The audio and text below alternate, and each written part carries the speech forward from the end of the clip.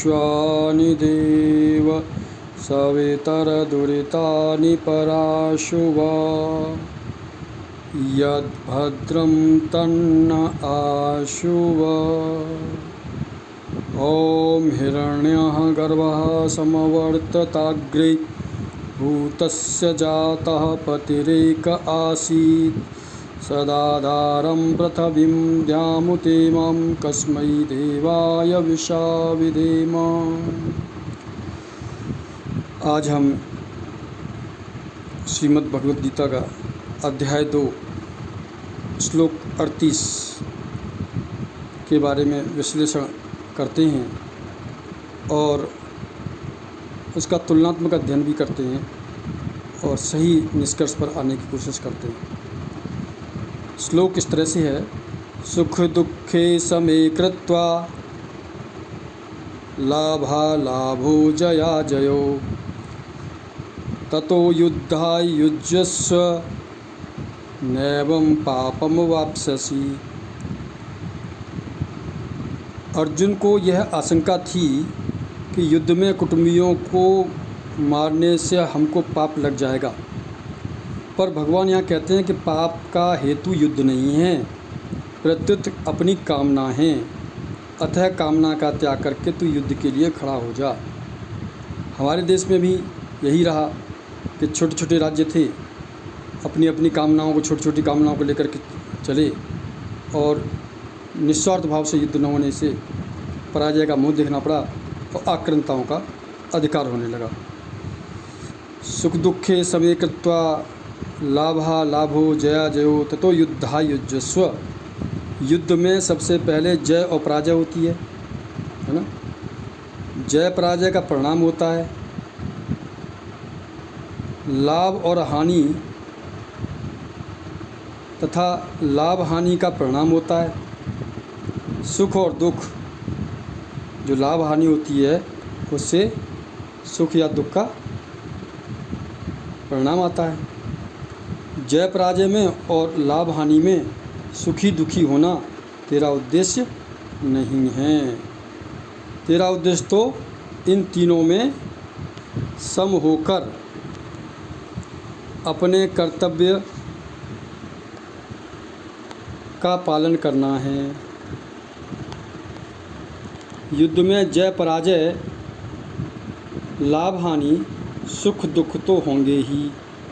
अतः तू पहले से यह विचार कर ले कि मुझे तो केवल अपने कर्तव्य का पालन करना है। जय पराजय आदि से कुछ भी मतलब नहीं रखना। फिर युद्ध करने से पाप नहीं लगेगा, अर्थात संसार का बंधन नहीं होगा, है ना। श्री रामचरितमानस में भी कहा है, हानि लाभ जीवन मरण यश अपयश विधिहात। तो उसके जो परिणाम हैं उसकी चिंता किए बिना निस्वार्थ भाव से अगर तू युद्ध करेगा तो तुझको संसार का बंधन नहीं लगेगा। सकाम और निष्काम दोनों ही भावों से अपने कर्तव्य का पालन करना आवश्यक है। जिसका सकाम भाव है उसको तो कर्तव्य के करने में आलस्य, प्रमाद और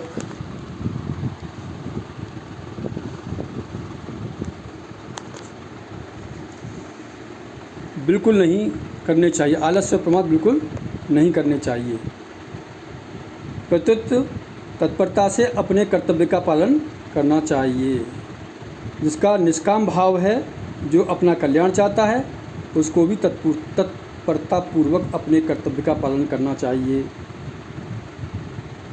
सुख आता हुआ अच्छा लगता है और जाता हुआ बुरा लगता है, और दुख आता हुआ बुरा लगता है और जाता हुआ अच्छा लगता है।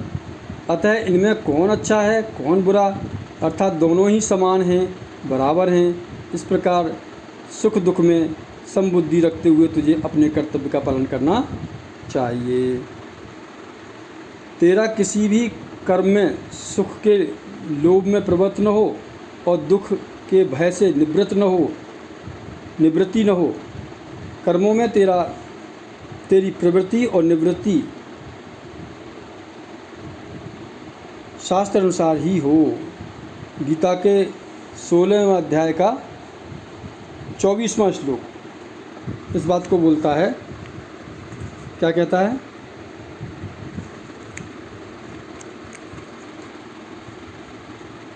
कि तेरी निवृत्ति और प्रवृत्ति दोनों ही धर्म के सम्मत हों।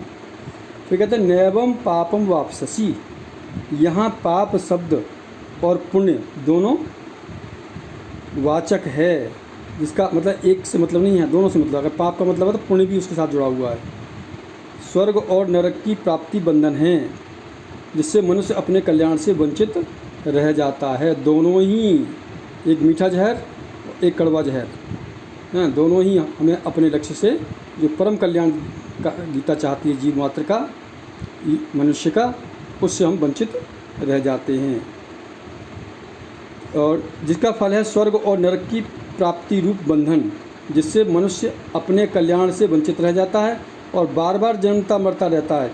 भगवान कहते हैं कि अर्जुन, समता में स्थित होकर युद्ध रूपी कर्तव्य कर्म करने से तुझे पाप और पुण्य दोनों ही नहीं बांधेंगे।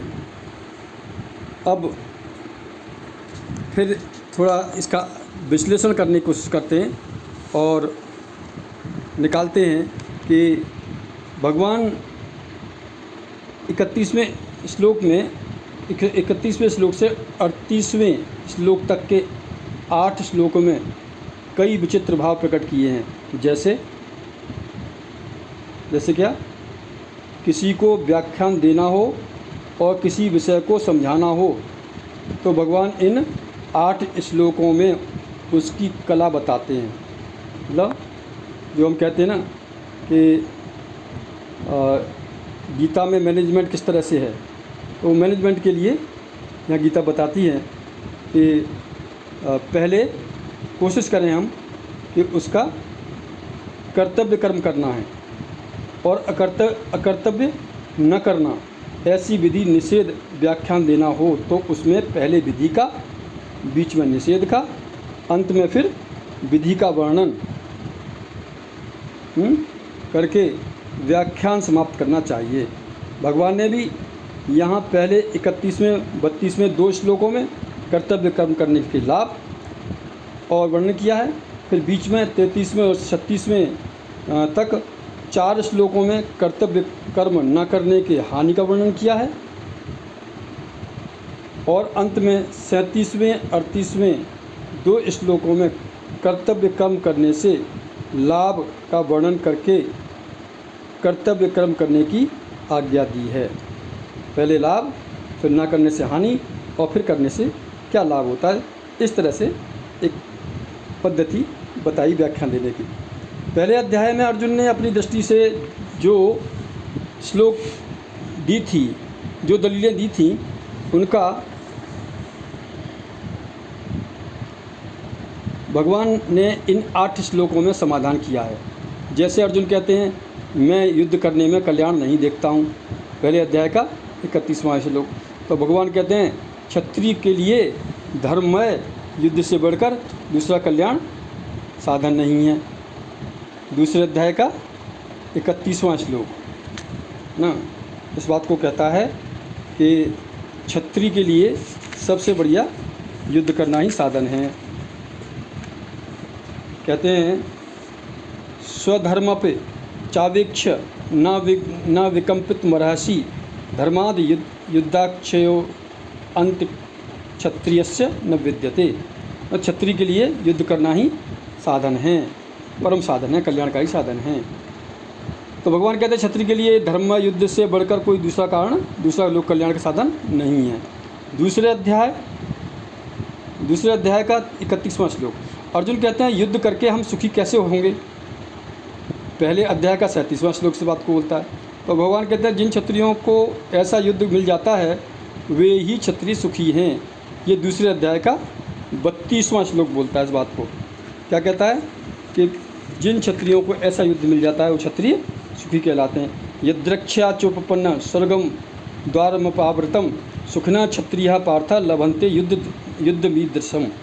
मतलब युद्ध से बढ़िया क्षत्रियों के लिए कोई दूसरा तारने का साधन नहीं है। और फिर कहते हैं युद्ध करके तो भगवान कहते हैं जिन क्षत्रियों को ऐसा युद्ध मिल जाता है वो क्षत्रिय सुखी होते हैं। और अर्जुन कहते हैं युद्ध के परिणाम में नरक की प्राप्ति होगी। पहले अध्याय का 44वां श्लोक। तो भगवान कहते हैं युद्ध करने से स्वर्ग की प्राप्ति होती है। तो कहते हैं क्या है, हतो वा प्राप्त से स्वर्गम जित्वा वा भोज्य से महिम तस्मात् उत्तिष्ठ कौन्तेय युद्धाय कृतनिश्चय।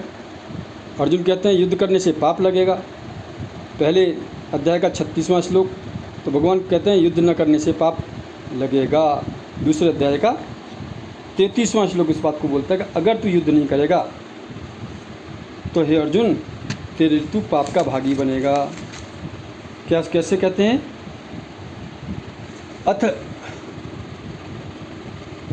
अथ चेतोमिमं धर्मं संग्रामं न करस्यसि ततः स्वधर्म कीर्ति च हित्वा पापम वापससि। तुझे पाप लगेगा अगर तू युद्ध नहीं करेगा तो। फिर कहते हैं तो भगवान कहते हैं युद्ध न करने से पाप लगेगा। और अर्जुन कहते हैं युद्ध करने में परिणाम में धर्म का नाश होगा। धर्म का नाश कैसे होगा कि सब परिवार मारा जाएगा। और फिर ऐसे परिवार न होने से फिर कौन चलाएगा वंश को, ऐसे वो तर्क देते हैं। तो भगवान कहते हैं युद्ध न करने से धर्म का नाश होगा, है ना। इस बात को कौन बोलता है, दूसरे अध्याय का 33वां श्लोक बोलता है। अर्जुन का यह आग्रह था कि युद्ध रूपी घोर कर्म को छोड़कर भिक्षा से निर्वाह करना मेरे लिए श्रेयस्कर है। दूसरे अध्याय का 5वां श्लोक इस बात को बोलता है। ठीक है न। तो उनको भगवान ने युद्ध करने की आज्ञा दी, है ना। कहा कि जिसमें दूसरे अध्याय का 38वां श्लोक इस बात को कहता है कि अर्जुन तू युद्ध कर। क्या कहता है 38वां श्लोक, सुख दुखे समय कृत्वा लाभा लाभो जय जयो ततो युद्धा युज्यस्य नैवं पापम वापससि। तो उन्होंने स्पष्ट रूप से कह दिया सुख दुखे समय कृत्वा लाभा लाभो जय जयो ततो युद्धा युज्यस्य नैवं पापम वापससि। जो बात श्री रामचरितमानस में कही गई है। हानि लाभ जीवन मरण यश अपयश विदेहात। कोई भी इसको ये मान के नहीं कर सकता। अर्जुन के लिए भी भगवान यही कहते हैं हतो वा प्राप्त से स्वर्गम जित्वा वा भोज्य से महिम तस्माद उत्तिष्ठ कौन्तेय युद्धाय कृतनिश्चय। उन्होंने ये नहीं कहा कि अर्जुन तुम्हें अमर कर दूंगा, तुम मारा नहीं जाएगा, या सब अच्छे अच्छे कर्मी फल तुझे मिलेंगे।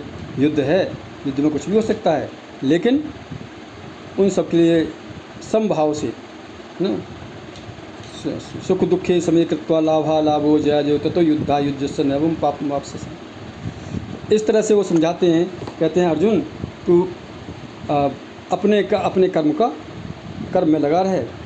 और फिर कहते हैं तो भगवान कहते हैं युद्ध न करने से धर्म का नाश होगा।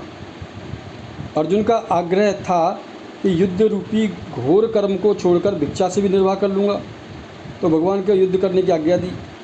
38वां श्लोक उन्होंने कहा दूसरे अध्याय का। उद्धव जी के मन में भगवान के साथ रहने की इच्छा थी, तो उनको भगवान ने उत्तराखंड में जाकर तप करने की आज्ञा दी। श्रीमद् भागवत का 11वां स्कंद 29वां अध्याय और 41वां श्लोक इस बात को बोलता है। इसका तात्पर्य यह हुआ कि अपने मन का आग्रह छोड़े बिना कल्याण नहीं होता है। ममता ताग बटोरी वहाँ पर आता है ना सुंदरकांड में, तो विभीषण को कहते हैं कि अगर इन सब चीज़ों को छोड़ करके बांध करके मेरे पास आता है तो मैं उसको सहर्ष ग्रहण करता हूँ, सहर्ष उसको स्वीकार करता हूँ। उनका भगवान ने इस अध्याय के दूसरे तीसरे श्लोक में बातें संक्षेप में कही थी, उन्हीं का यहाँ विस्तार से कहा गया है। वहाँ उन्होंने कहा था अनायुजुष्टम, कहा तो यहाँ कहा है धर्मादि युद्धाश्रेय यो अन्यतः, कहा वहाँ कहा है अस्वर्गयम, कहा तो यहाँ स्वर्ग द्वार अपावृतम, यहाँ पर स्वर्ग द्वार अपावृतम कह करके बात कही उन्होंने। तो वहाँ कहा है ना अकीर्त करम, तो यहाँ उन्होंने कहा अकीर्त चाप भूतानि कथस्यन्ते ते अव्ययाम। और वहाँ युद्ध के लिए आज्ञा दी तो तिष्ठत परंतप। तो यहाँ आज्ञा देते हैं, हतो वा प्राप्त से स्वर्गम जित्वा वा भोज्यसे महीम तस्मात् उत्तिष्ठ कौन्तेय युद्धाय कृत निश्चय। तो क्या कहते हैं, बुद्धि युक्त जहाती वे सुकृत दुष्कृते ततो युद्धाय युज्यस्य नैवं पापं वाप्स्यसि। तो यहाँ पे वो आज्ञा देते हैं, क्या कहते हैं, ततो युद्धाय युज्यस्य नैवं पापं वाप्स्यसि, है ना। अभी जो मैंने श्लोक बोला था, ततो युद्धाय युज्यस्य उभे सुकृत दुष्कृते तस्मात् योगाय युज्यस्य योग है कर्मसु कौशलम। तो फिर कहते हैं परिशिष्ट भाव में और लेते हैं इसको, तो देखते हैं गीता व्यवहार में परमार्थ की विलक्षण कला बताती है, जिससे मनुष्य के प्रत्येक परिस्थिति रहते हुए भी तथा शास्त्र भेद सब तरह का व्यवहार करते हुए भी अपना कल्याण कर सके ना, क्योंकि कल्याण ही है गीता का मुख्य उद्देश्य। अन्य ग्रंथ तो प्राय ये कहते हैं कि अगर अपना कल्याण चाहते हो तो सब कुछ त्याग कर साधु हो जाओ, एकांत में चले जाओ, क्योंकि व्यवहार और परमार्थ दोनों एक साथ नहीं चल सकते। परंतु गीता कहती है कि आप जहाँ हैं, जिस मत को मानते हैं, जिस सिद्धांत को मानते हैं, जिस धर्म संप्रदाय वर्ण आश्रम आदि को मानते हैं, उसी को मानते हुए गीता के अनुसार चलो तो कल्याण हो जाएगा। एकांत में रहकर वर्षों तक साधना करने पर ऋषियों मुनियों को जिस तत्व की प्राप्ति होती है, उसी तत्व की प्राप्ति गीता के अनुसार व्यवहार करते हुए हो जाएगी। सिद्धि असिद्धि में सम रहकर निष्काम भावपूर्वक कर्तव्य कर्म करना ही गीता के अनुसार व्यवहार करना है। व्यवहार का मतलब ये नहीं कि जो हम व्यवहार करते हैं ये व्यवहार वास्तव में यही व्यवहार है, लेकिन इसको करना कैसे है, संसार को स्वर्ग जैसा बनाना है। और इसमें जब आप अपने को ठीक से व्यवहार कर ले जाएंगे तो सामने वाला भी आपके उससे पुण्य का भागी बनेगा। युद्ध से बढ़कर घोर परिस्थिति और प्रवृत्ति क्या होगी। जब युद्ध जैसी घोर परिस्थिति में प्रवृत्ति में मनुष्य अपना कल्याण कर सकता है, तो फिर ऐसी कौन सी परिस्थिति है या प्रवृत्ति होगी जिसमें रहते हुए मनुष्य अपना कल्याण न कर सके। गीता के अनुसार एकांत में आसन लगाकर ध्यान करने से भी कल्याण हो सकता है।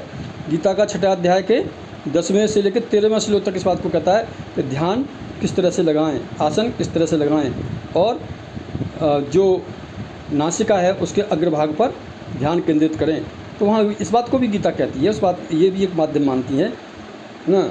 साधक चाहे जो जिस पथ से आए, साधक केंद्र बिंदु पहुँचेगा, वहीं पहुँचेगा जहाँ पर उसे पहुँचना चाहिए। गीता का यही उपदेश भी है। अर्जुन न तो स्वर्ग चाहते थे और न राज्य चाहते थे। गीता का पहले अध्याय का 32वां श्लोक और दूसरे अध्याय का 8वां श्लोक क्या कहते हैं फिर वो केवल युद्ध से होने वाले पाप से बचना चाहते थे। गीता का पहला अध्याय 36वां और 39वां और 45वां श्लोक। इसलिए भगवान मानो ये कहते हैं कि अगर तू स्वर्ग और राज्य नहीं चाहता पर पाप से बचना चाहता है तो युद्ध रूप से कर्तव्य को समतापूर्वक कर, फिर तुझे पाप नहीं लगेगा। नैवं पापम वाप्स्यसि उभे सुकृत दुष्कृते तस्मात् योगयुज्यस्य नैवं पापम वाप्स्यसि ना। सुख दुखे समय कृत्वा लाभा लाभो जय जय ततो युद्धा युज्यस्य नैवं पापम वाप्स्यसि। कारण कि पाप लगने में हेतु युद्ध नहीं है, प्रत्युत विषमता, पक्षपात, कामना, स्वार्थ, अहंकार है, न कि युद्ध। युद्ध तो तेरी कर्तव्य निष्ठा है, धर्म है। कर्तव्य न करने से और अकर्तव्य करने से ही पाप लगता है। बहुत क्लियर बता दिया कि पाप कर्तव्य न करने से लगेगा। पूर्व श्लोक में भगवान ने अर्जुन से मानो यह कहा कि अगर तू राज्य और स्वर्ग की प्राप्ति चाहे तो भी तेरे लिए कर्तव्य का पालन करना ना चाहता है। अगर स्वर्ग भी प्राप्त करना नहीं चाहता, राज्य प्राप्त नहीं करना चाहता, तब भी तेरे लिए कर्तव्य का पालन करना होगा, उचित है। इस श्लोक में मानो यह कहते हैं कि अगर तू राज्य और स्वर्ग की प्राप्ति ना चाहे तो भी तेरे लिए समतापूर्वक कर्तव्य पालन करना ही उचित है। तात्पर्य यह है कि अपने कर्तव्य का त्याग करने की स्थिति में अपने कर्तव्य का त्याग किसी भी स्थिति में उचित नहीं है, ऐसा भगवान बताते हैं। और इस श्लोक को जो कहता है सुख दुखे समय कृत्वा लाभा लाभो जया जयो ततो युद्धाय युज्यस्य एवं पापम वाप्स्यसि हतो वा प्राप्त से स्वर्गम जित्वा वा भोज्यसे महीम तस्मात् उत्तिष्ठ कौन्तेय युद्धाय कृत निश्चय। ऐसा क्या करके भगवान इसको सिद्ध करना चाहते हैं कि कर्तव्य ही तुम्हारा आगे का रास्ता निर्धारित करेगा। कर्तव्य न करना ही पाप है और कर्तव्य करना ही पुण्य है। लेकिन युद्ध बिना किसी उसके किया जाए, अपने स्वार्थ के लिए नहीं। अपने देश के स्वार्थ हो सकता है, अपना देश का कल्याण हो सकता है, लेकिन अपना इंडिविजुअल हित तो देश के कल्याण के साथ ही निहित है। इसलिए उसको किसी विषमता के अंदर नहीं, किसी वैर भाव के अंदर नहीं, है ना, तो समान भाव से करना है।